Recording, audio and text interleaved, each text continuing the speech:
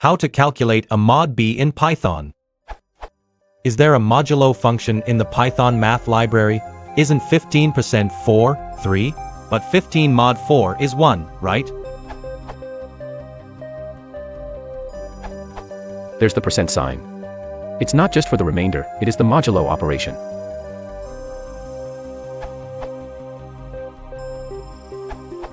Why don't you use percent?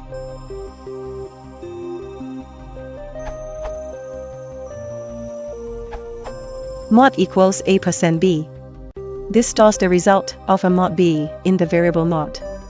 And you are right, 15 mod 4 is 3, which is exactly what Python returns. A% equals b is also valid.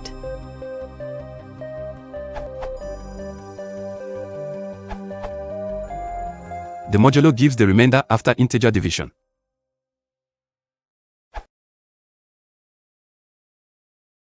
If you want to support the channel, please consider liking and subscribing.